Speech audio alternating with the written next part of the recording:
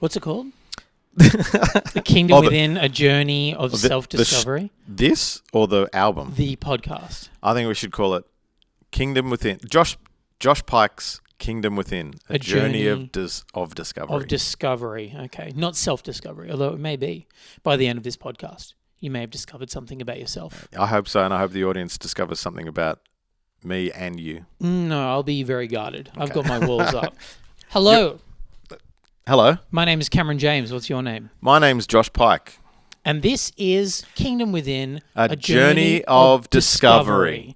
A podcast that delves deep into the brand new album by musical artist Josh Pyke. That's you. That's me. The album is called Kingdom Within. Hence the title of the podcast. Yes, indeed. And I am the podcast host / interviewer / friend. Yeah. My name is Cameron James. Change the order, man. Change the order. Friend / podcaster / interviewer.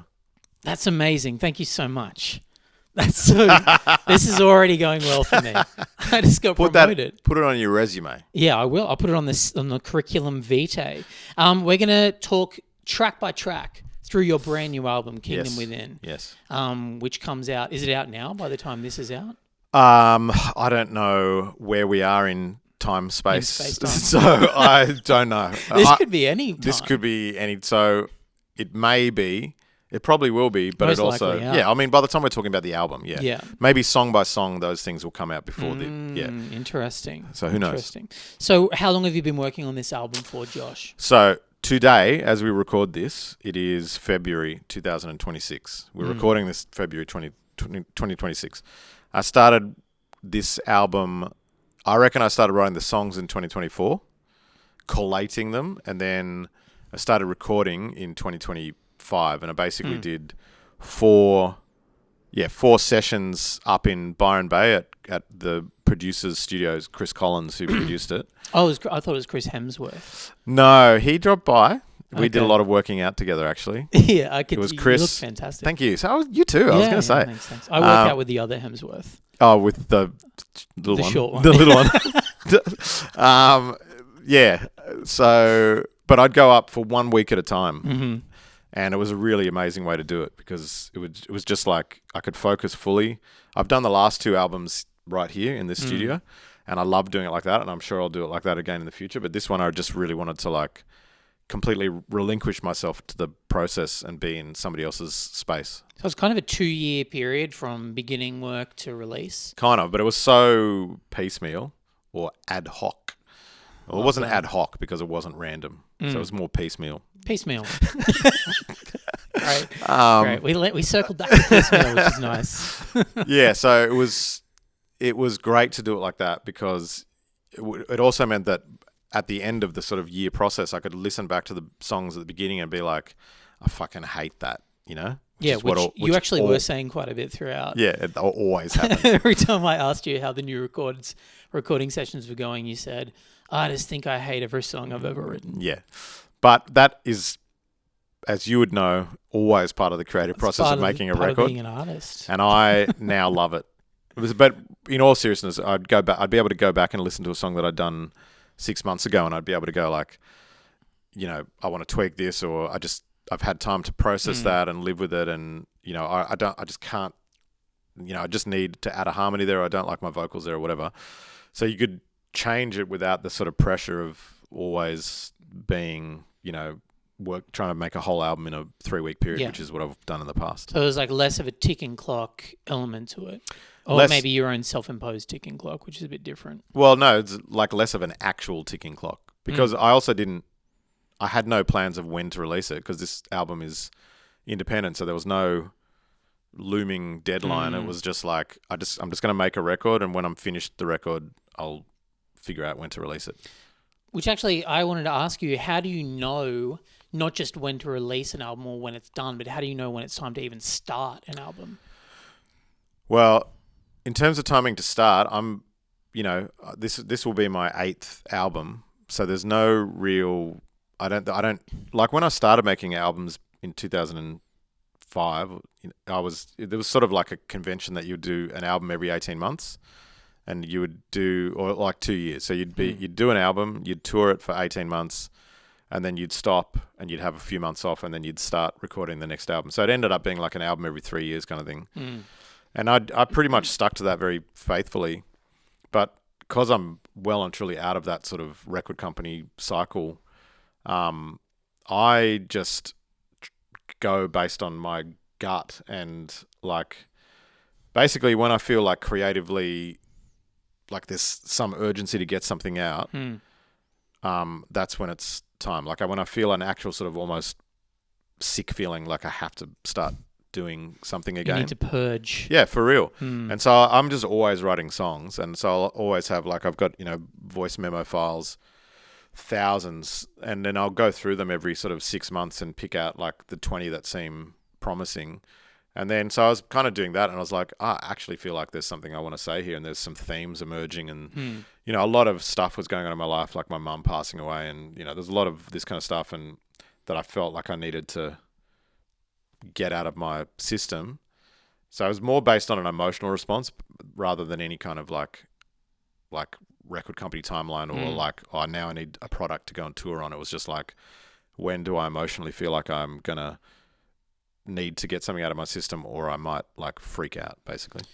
Was there one specific image or song or lyric or idea that was the idea, the one that kicked it all off? I reckon like it was pretty much Kingdom Within, the song, which was initially called Finest of Afternoons because that's what the lyrics say, but there's a line in it which says, with no kingdom within, such a rudderless thing we become. And when I wrote that, I was like, shit, that's it. That's the whole core of this album. That's the whole thing that I've been trying to grapple with through this process of 12 songs, is like, I mean, we could talk about it for, I reckon, 24 hours straight, but it's like, the world is a crazy place at the moment, like wars and the rise of AI and the sort of, rising interest rates. The housing crisis, if you're a first home loan buyer, it's tough. And we'll get into that in later episodes when we turn on me. Yeah.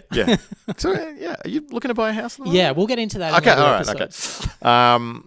But the idea of having some kind of rich internal life was something that I feel like we all had more of. And especially having kids, like that, we've really tried to cultivate that for them.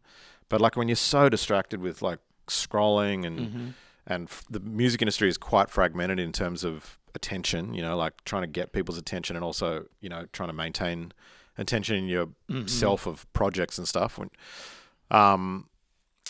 It's just a weird time in history. And I just feel like I realized that a lot of us, and myself included, I felt like I was moving away from having that like internal rudder of like trusting my own instincts and trusting, like I know social media is important to get the message out, and probably this little snippet that I'm about to say is going to be on social media, but I don't give a shit about social media. Like I don't like it. I've invested so much time on it over the years, since I've always like done stuff on it since freaking MySpace, I was always on it, like first straight up, like MySpace, you got to do MySpace. Okay, I'll do MySpace. You got to do Facebook. Okay, I'll do Facebook, now you got to do Instagram. Okay, I'll do it. TikTok. Okay, I'll do it. I do it all. But I don't like it. Yeah. And I like it when it's a way to genuinely connect with people. But as we all know, like Meta, who owns it all, they're not like helping me connect with people. They're changing my algorithm and the stuff that I put out there to just help them. And that's extremely frustrating for a creative. Meta. That's very frustrating. And so, all of those things distract from what I truly want to do, which is have human connection with people, right? And the way I do that is through writing songs and then releasing them out into the world. It's not through like, social media bites. It's a necessary, maybe evil. I don't even know if it's evil, but anyway, we need to have an internal compass. And I try and teach my kids that, and I definitely try and do it myself. and it's based on, it should be influenced by things like nature and art and culture and human connection and going to see shows, going to see comedy. You know, my wife and I have been going to see more shows. So I've been like, at this period that we're recording this, I'm on a regional tour at the moment. But last 2 Mondays, I've come home and gone to see shows at the Opera House. And I'm so inspired when I see that there's still 2,000 people that go and see a show on a Monday night. And I'm so inspired when I'm playing gigs, this regional tour, you know, and so far we've sold 5,000 tickets on this regional tour. That's 5,000 people that have decided to come to a gig instead of watching Netflix in a regional area. You know, like that is my internal compass. That is my rudder that I'm talking about. And that's what should influence this internal compass, not what you're scrolling through, not like seeing like, you got to take creatine, mate. Like, you know, I'm just getting fed a lot of stuff. You should take creatine. I know. It is very good. Yeah. It's good the for only a pre-workout. thing. It's the only thing to build muscle mass in your middle age. 100%. So don't get me wrong. I'm taking creatine. We're all taking creatine. Are you? Yeah, man. That's great. You That's do the look. clip. You do That's look the clip. great. You do look great. You look great too. Yeah. Okay. Kingdom Within. It's Yes. the title track. It's also the first track Yeah. on this record. And that's what it's referring to. And that's what it's referring to. Are you someone who chooses the first track of an album to be a mission statement for the rest of the album? That's a good question. I actually don't know, because in this instance, definitely. But I can't remember the track order of my previous albums. Like, for instance, Feeding the Wolves, it's the last track on the album. Memories and Dust, I can't remember what the first track on Memories and Dust is. We can cut in an answer later, but I don't feel like editing this fucking thing, do you? But in this instance, it was. But in this instance, it was. I wanted to set a tone and a message, and similarly with Bury Your Money on the Farm, which is the last track, I wanted to leave with that message as well, which is, you know, we can get to later, but that's the order of an album for me is extremely important, and I really focus on it a lot because I want to always tell a story, like have a narrative arc over a whole body of work. So that is really important to me, and definitely in the case of Kingdom Within, that was a very conscious decision. Was this the first song written? Well, it probably, no, it wasn't the first song written, but it was the first song that, you know, similarly to when I wrote that line in that song, I was like, now I know what I'm trying to do. It was the first song that I wrote, like, for instance, as you know, as a very, very old and deep fan of my work, you know that I tuned to Drop D. You do. You love Drop D. You know that about me. You, Rage Against the Machine, System of a Down, Soundgarden. Yeah, that's the four. It's the holy four. The holy four of D. So, but in that song, it's in standard tuning. Whoa! I know. Okay, you're branching out. So radical, so radical for me. It's in the generic standard tuning. It's insane to me that you play in Drop D, but good for you. I'm glad you're finally joining the rest of us in reality. Well, that song is in standard tuning, and I played it, and it's just like, I mean, I don't want to toot my own horn, but it's just it's just a nice song, you know. It's just like a well structured. It's kind of like a classic song, you know. And when I was playing it, I was like, I remember actually turning to my son and going like, this is a really good song, you know. I was like, this is just a properly good song. It's like got a proper chorus and like, you know, it's got an outro, a hook at the end of every verse. It's got a thing, you know. And I was like, I think this is going to be like the first track on the album. And from that, after I wrote that song, I wrote, for instance, Spring of All Things, Sometimes Life Leaves More Than It Takes, and Highway, and all of those songs feel in the same world. And then out of the sort of 20 song ideas that I had ready for the album, I kind of then refined those ideas based on the direction of those sort of more recently written songs.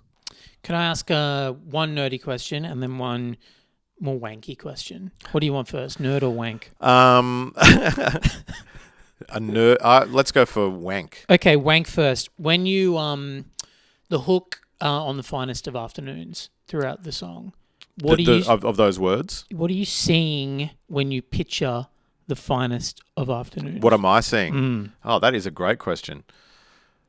I see like a very like sort of pastoral image, like sort of like a hill. We were just driving through on the weekend, driving from Tari to Tamworth.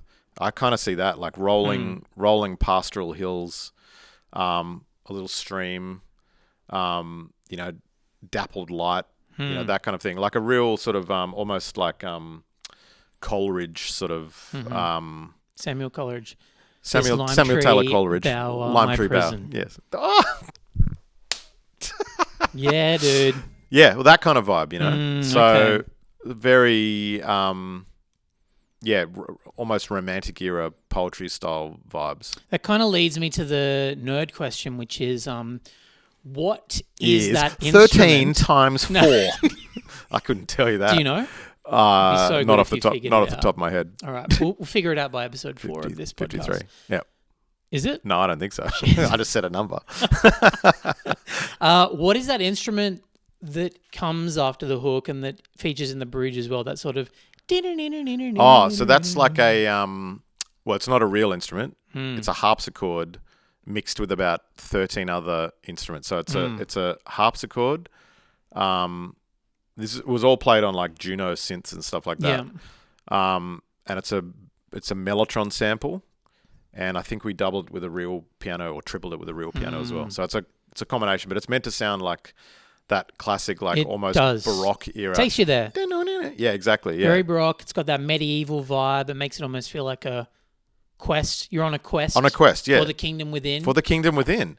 I could turn this into a little like a adventure role, like an RPG. You should. Is RPG a word? Yeah. Role-playing game. Yeah, you should. Let's move on to the next track. Okay. Under the Escarpment. 2 words. Instant classic. How do you feel about that? I love that. Thank you. Yeah, this is a lovely song. Thank you. I won't lie to you. I had to look up what the word escarpment was. Really? Yeah. And I'm a coastal guy. Yeah, that seems like a pretty basic word, frankly. I've never heard it. You've never heard of an escarpment? And it was like, I looked it up and it's like a steep cliff face. I'm like, just say cliff, under the cliff. Well, it's just escarpment is a very common word. And so let's just rename it under the cliff and make it easier for people like me. Actually, maybe I will, because I am trying to appeal to the common man with this song in particular. Yes. Okay, let's get into it. What a segue. Very good segue. Tell me about this song. Tell me what it means to you. Tell me where the idea came from. a lot there to unpack. Let's start with where did the idea come from? So the idea. So I had the riff and the sort of melody line since COVID, during COVID, in COVID times. In the COVID times. The scamdemic, as you were telling me earlier. That's what you refer to it as. I did not say that. That's what you said. I'm just taking your words. say that. I would not say that. That's what you said. Oh, no, sorry. You said plandemic. Oh, no, I did not. I did not say that. I said that natural... Anyway. During that period, we got out of here. This is my home. And we moved down the coast for 3 months. We had this great opportunity to rent a place near the beach. And we're homeschooling from there and everything, and it's in a place called Coaldale, which is on it's called the Coal Coast, like Illawarra, north of Wollongong, south of Sydney. And it's a very famous escarpment there. It's all part of the national park, and the town of Coaldale is like literally under the escarpment. And so like in winter, we were there over winter, and it's like it gets darker a little bit earlier, so you're always in the shadow of the escarpment. And it's this, and so I was writing that song there. And I just sort of, I got like the line, and on my chest your hands were beating like a drum, your fists were beating like a drum, and I just had this image of like this, either this partner or like even his own self, like another version of himself, like going like, come on, like just get your shit together and start. And it says in the song, I'd begun. And I just had this idea of, like, when I was younger, I loved Tim Winton's books, and there's always a character in Tim Winton's books which is like this young Aussie male that's sort of got something that people like and look to, and he seems kind of like he's got a lot of potential, but he's just not fulfilling his potential. There's something deeper, like, you know, an internal life that's going on there that is not being explored. And so the song I kind of left the song for ages then, and then in 2024 I found the voice memo note and I was like, oh, that was a really good song. So, and then I really started to think hard about what I wanted the song to be. And I just wanted it to be about that feeling of being, maybe you felt it. I think a lot of creatives feel it, but I definitely felt it when I was in my 20s and I wasn't getting anywhere with music. And I was like, I know that there's something inside me that wants to get out and I just can't start. I just can't begin, I can't begin that life.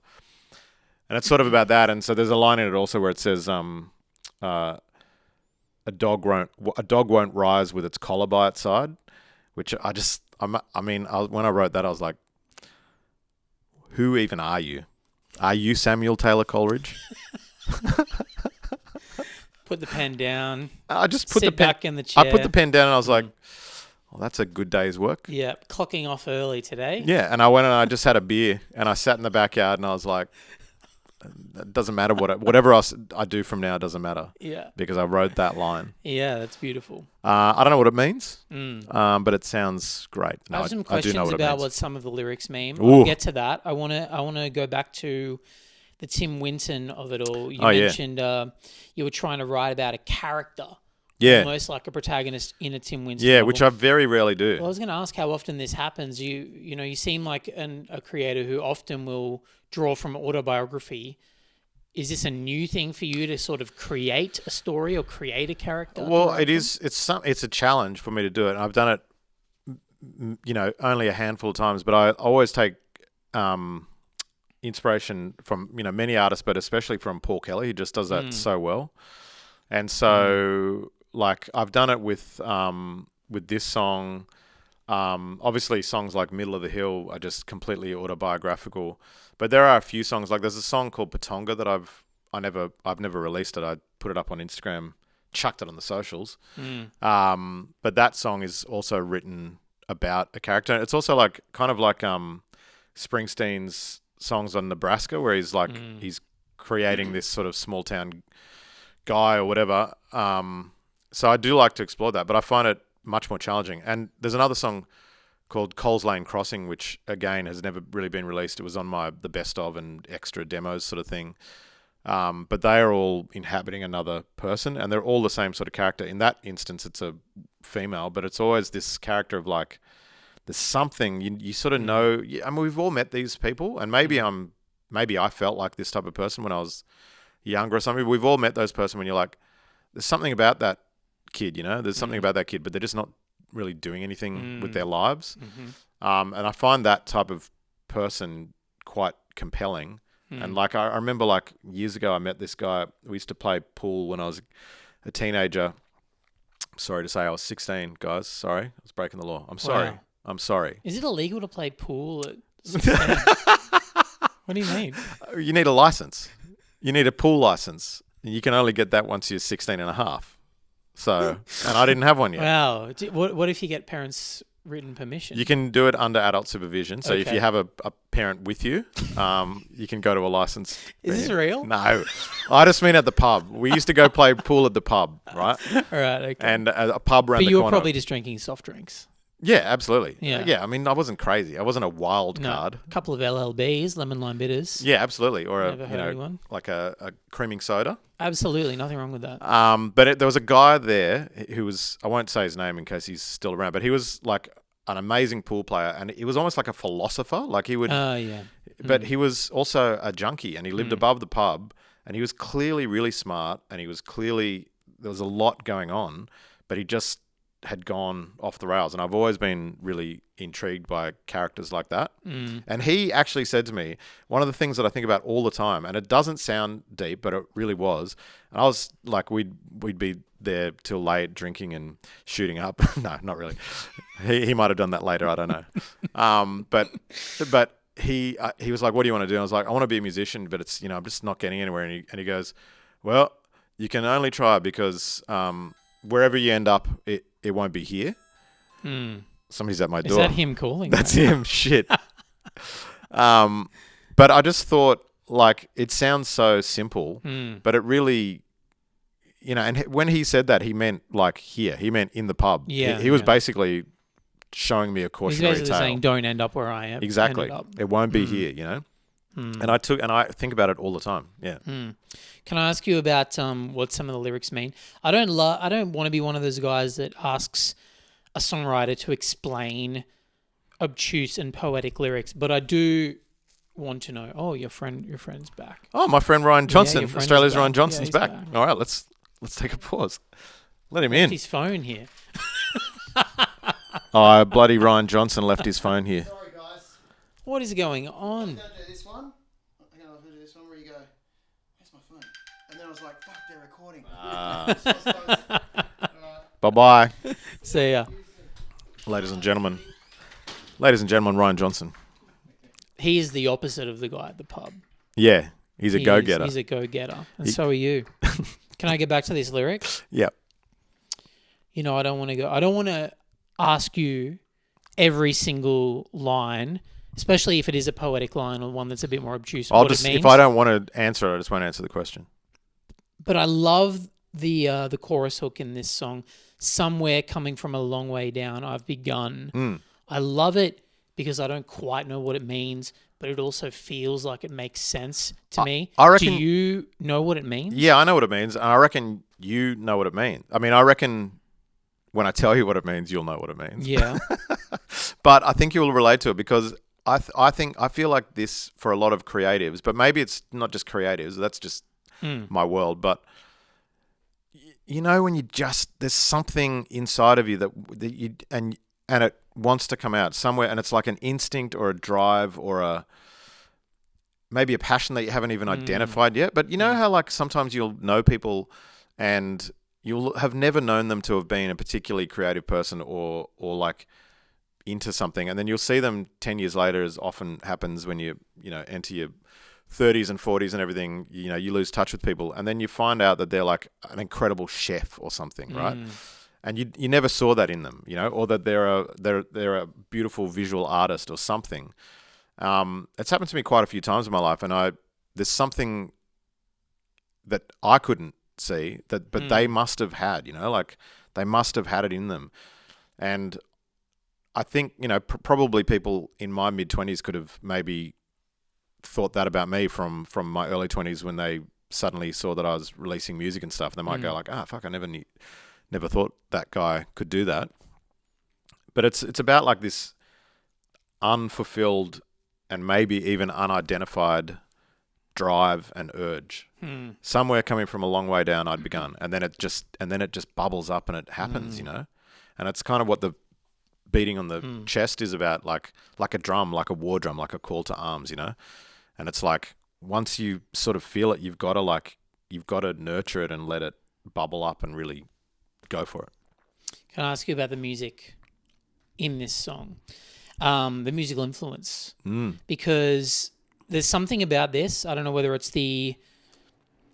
there's a sort of palm muted acoustic guitar. There's some driving rhythm in there. There's a synth line in the chorus that really takes me back to 80s Australian rock. Yeah. The Go-Betweens comes to mind for you. Bit of Icehouse. Bit of Icehouse in there as well. Is this yeah, influence? That was the vibe. Like in my mind, when I think about this character, he's kind of like a 80s, early 90s kind of guy, you know, living in a world which he, you know, is not necessarily sympathetic to the things that he wants to do, whatever they are. I don't really know what they are. I don't know this guy that well, you know, but yeah, definitely. And also like the Springsteen reference for me is that kind of guitar, War on Drugs, that kind of stuff. That was kind of where I was trying to go with it. Hey, we can cut this, but you know how you were saying Springsteen's Nebraska album is largely like him writing as a character. Have you read his book? Have you read his memoir? No, I'm just watching the movie at the moment though. Right. I've watched his, I'm a big Springsteen fan. I've read his memoir. I've watched the stage show where he tells stories and sings the songs. You could probably say his entire discography is written as a character. Amazing. He's kind of like writing from the perspective of his dad and uncles at all times.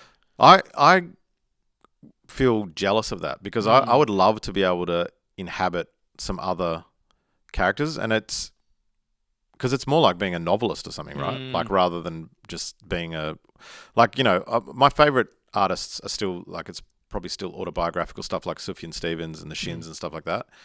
But yeah, I do. There's something very compelling about the idea of like inhabiting another person and like and still trying to make it relatable and like not just relatable, but like you really real. Yeah. Not just relatable, but yes, relatable. Relatable. To find the truth in the lie, the true lies. The movie? Yep, Arnold Schwarzenegger, Jamie Lee Curtis. True Lies. Directed by James Cameron. Cameron James. Let's move on to the next track. Is this track. a conspiracy? It goes right to the top. Oh. Let's move on to the next track. Okay. Highway. Highway is the next track. I'm getting 70s Americana vibes from this. Yes. Tell me where this came from. That's my background. That's my sort of, that was the seminal sort of records that I was listening to, Neil Young and James Taylor and stuff like that. And, Crosby, Stills, Nash. Love them. And Sometimes Young. Yeah. Do you, have you written much? I mean, like there's some sounds in this I don't know if I've quite heard on Josh Pyke records before. You've got some slide guitar in there, perhaps. You've definitely heard slide guitar. There's a swinging beat going on. I haven't done a lot of swinging. There's a bit of swing going on. A bit of swing. But all the stuff that's sort of not, traditional, if there is such thing as traditional Josh Pyke music, I think classic there is. Pikey sound. Classic Pikey. That's Chris Collins. So he produced it, and he is a dear mate of mine. But he also used to play. He was a guitar tech. That was his first job in the music industry. He was my guitar tech when he was like 19, and so we toured a lot together. And then he became the guitarist in my band for a while, and we did like a beautiful tour where he was playing like violin, guitar, mandolin, all this other stuff. So he's an incredible musician. And then he went off and was in a band for years and then got into production, did Gang of Youths, Matt Corby, Royal Otis, many, many, many others. And I wanted to work with somebody that I knew had their own like aesthetic sensibilities and but also knew my stuff really intimately, like properly intimately, like knew how the guitars are tuned because he used to do it. Tune that E all the way down to a D. Just every night, just tune the E down to a D. Have you heard of Soundgarden? But because we had that relationship, I trusted him. And so a lot of those new and, things in a different direction are all Chris. And particularly because I didn't demo any of these recordings before I went into the studio. So they were all just like, I've got them on my phone that I can play you to show you just how stripped back they were. Shall I? Yeah, please.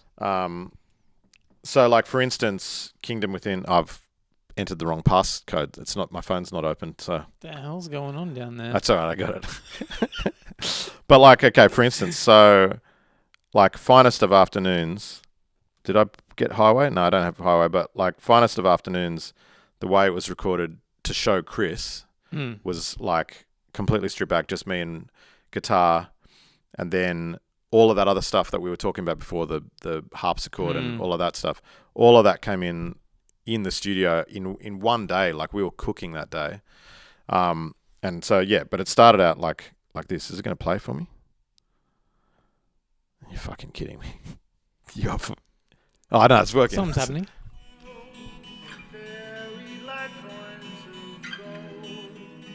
On a chain to wear that's quite heavy to bear on the finest of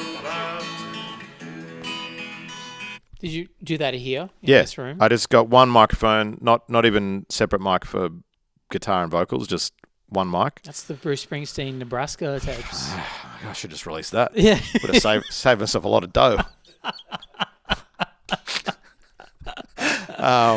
How many of these songs did you demo in this room just with a guitar and like 20 vocals and one mic? 20, but some of them were just sketches. So like I wonder if it's going to load enough faster, but like okay, so here's one that never even made the album, but it's a sketch and it was like it's gibberish, like it's literally so it's like, Let it load. Don't rush it. Feels like the internet should be faster in 2026. Here we go. No. This is fucking bullshit, mate. What? You on the NBN? NBN? Yeah. Noisy bastard node. No.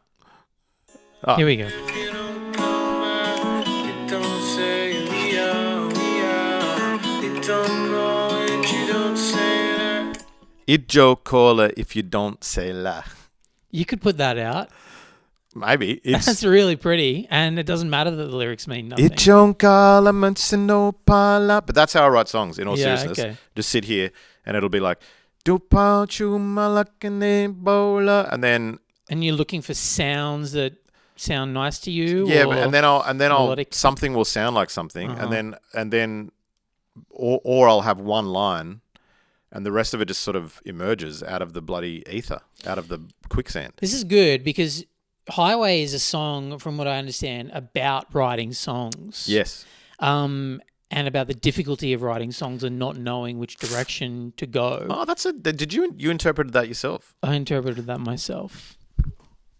Is it a painful experience for you at times to write? Oh, massively. Like if I could write just like a really nice, heartfelt song every day, that would be amazing. But Well, it's, just do that. yeah, I can't. I wish Just I do could. it. I know. I try. I don't even try. That's the thing. So I've realized that you can't try. Okay. Right. So if all I'm right. writing like This is Karate Kid shit. yeah. It is. It's very zen. But like for instance, I also write songs for like TV and ads and stuff like that. When I'm writing to a brief, I can do that Yeah. every day of the week, and I know I'm good at it. I've got lots of experience. But when I'm writing songs for myself, it has to be the most lightning strike authentic thing, and I have to feel it. Otherwise, I just chuck it away. So there was a song. We finished a whole song for this album. It was really poppy and quite fun and cool. And I was just like, it just doesn't have enough emotional resonance in it. So we just chucked it out. We just threw it away.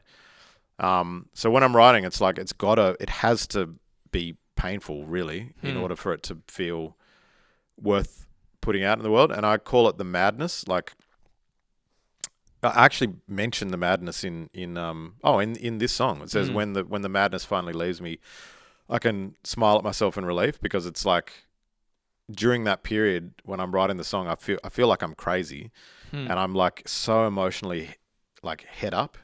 Is that a thing? Even if it's not, sounds right. Head up. I feel I'm head up. But it's like I feel so emotionally invested in it, and I need to feel that. And then when I've finished the song and I sort of can step back from it, I almost laugh at like what were you just doing? It's like it's like being manic, Yeah, really. right. Okay. Creative it's feeling. It's not great, but I like what you end up with. And I also miss, this is a bit of a sidebar, but I was on anti-anxiety medication for a long time, and I sort of lost a bit of that. And yeah, so I really kind of relish it, as much as it's also a little bit scary and fraught. I can very much relate to that. So at what point do you realize that struggling to find a right direction with the song is what this song is about? Oh yeah, it's funny, isn't it? Because I don't really know what I'm writing about until it emerges. And it was that line. It was like, when that madness finally leaves me, I can smile at myself. And I was like, I'm doing it. I'm literally doing this in real time. I'm like, I feel relief. Like, and I had found, because it's, you're trying to find the direction. And it's when it says, I don't know what state I'm in. Guys, I'm not talking about the state of New South Wales or the state of South Australia. I'm talking about a mental state. Yeah, okay. A mental state. That's interesting. It's a metaphor. Yeah, okay. Yeah. That's great. Yeah. And a metaphor is It's like a simile. Very good. Very good. That was beautiful. Does it get harder or easier to write songs the more songs that you have written in your career? Again, or no, not again, because I haven't said this before, but it is easier to write the music.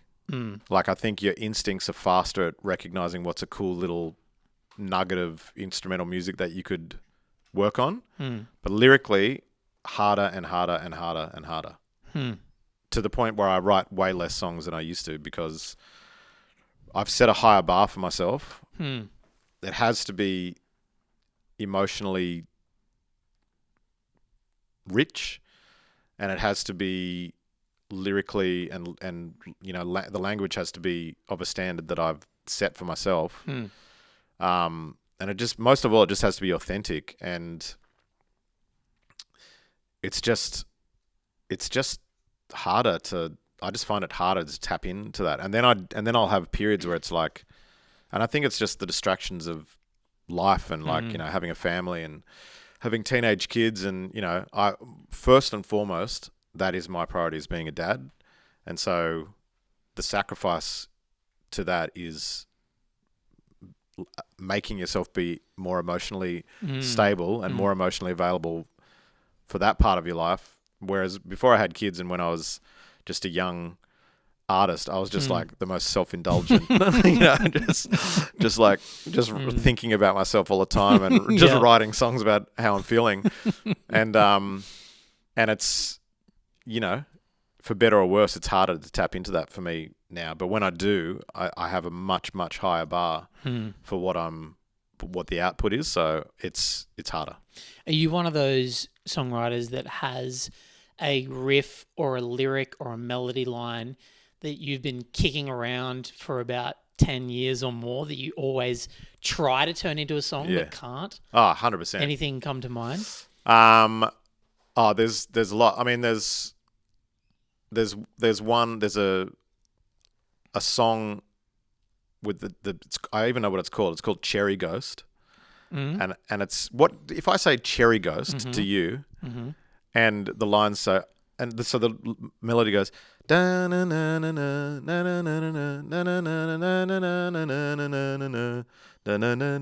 got it. It's all in my head. And I was riding my bike the other day, and I had the whole thing. I could hear the whole thing in my head, like even the guitar lines and everything. And I could see the character, the Cherry Ghost. Yeah. And then I got home and I just couldn't do it. I just couldn't do it. Couldn't get it happening. So there's that one. There's been a few over the years. Yeah. And like, you know, Under the Escarpment, for 5 years, I had the dung dung dun dun dun dun dun dun dun dun, but I didn't have lyrics. I just had that melody for years. But yeah, Cherry Ghost. What do you think of when I say Cherry Ghost? I mean, I'm quite literal, so I'm literally just imagining a cherry-coloured ghost. That's what the song's about. What's it actually about? It's about a cherry that gets eaten and becomes a ghost. Wow, okay. Like in Pac-Man? Oh. Yeah, okay. Is that what happens in Pac-Man? I think there are ghosts and cherries in Pac-Man. We're getting a thumbs up. But does the cherry get eaten and then it becomes a ghost? I don't know. Maybe we don't know. We can't verify that. Comment, like, and subscribe below. Cherry Ghost. Yeah, okay, that's interesting. Well, for me, the Cherry Ghost is basically like what's that terrible abuse that people do? No, go with me. Coercive control. Oh my God, what? Yeah, okay. so in my mind, this is great. The lines it's like I'm the Cherry Ghost. It's so hard for me to see that you love me the most. He's like this, like awful, coercive, controlling kind of guy. That's who the Cherry Ghost is to me. Okay, that's who you see. But I haven't written the song, so I don't know. So maybe in another 10 years. 10 to 12 years. 10 to 12 years, we could see Cherry Ghost on a record. I think so, yeah. Amazing. Yeah.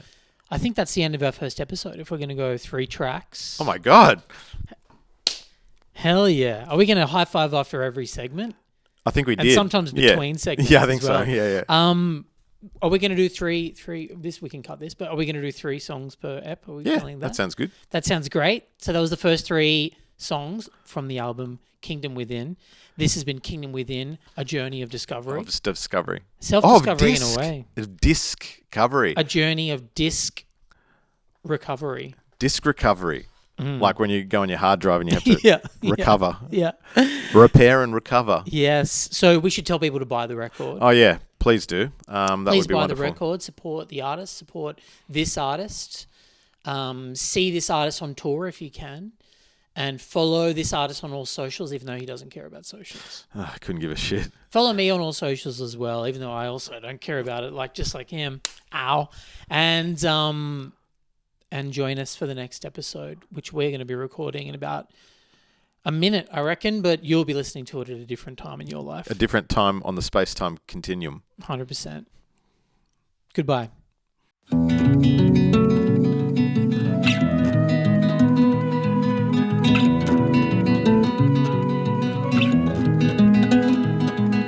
And I'm trying to leave